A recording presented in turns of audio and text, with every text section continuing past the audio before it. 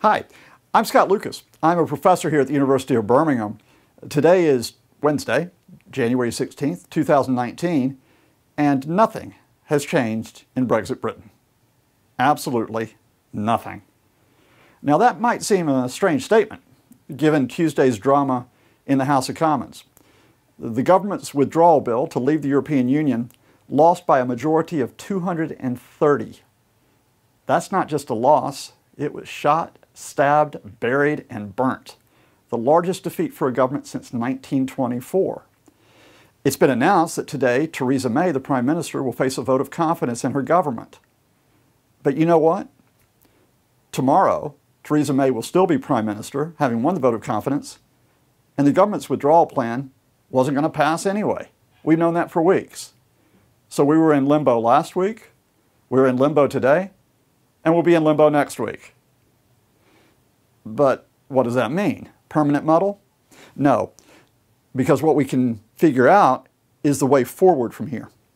Because one of two things is going to happen now by March the 29th, which is the date that the UK should depart the EU.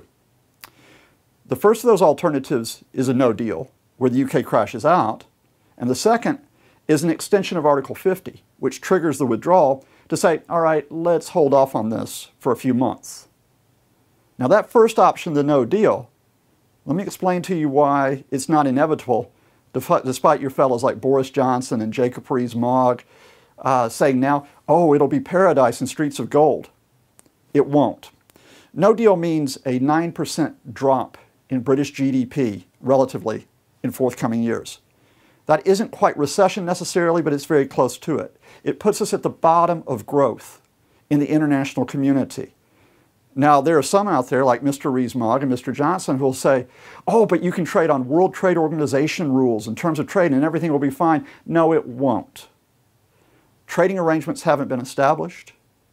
Arrangements for supply lines haven't been established. There will be disruption to transport. Yes, disruption to food supplies and some disruption to medical supplies in the NHS. In other words, the best case scenario is that every sector of our life is going to be affected. And if no deal persists, you will see an effect on your economic lives, not just in GDP figures, but how much you take home each day, what type of job you work in, and whether your sector, be it manufacturing or farming, is affected.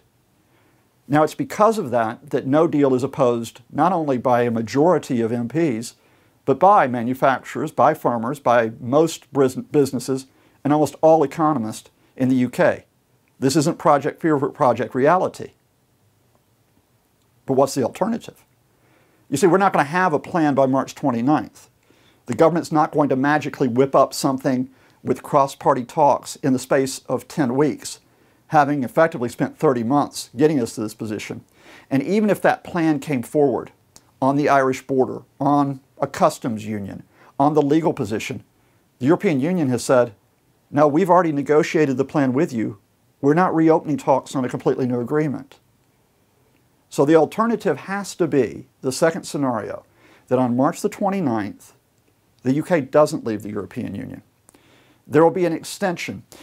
The European Union has indicated maybe for 4 months. What does that extension do? Well, it means one of three things. It does mean possibly that there is discussion on a plan, but over a course of months, which points to, say, maybe a single market and a customs union. Some people will talk about this being the Norway model. It will talk about arrangements regarding freedom of movement and UK control of immigration. Now, those talks will take, however, quite a long time. So if they do progress this way, Article 50 keeps getting extended. But here's the other two options that are probably more likely. The first is a general election.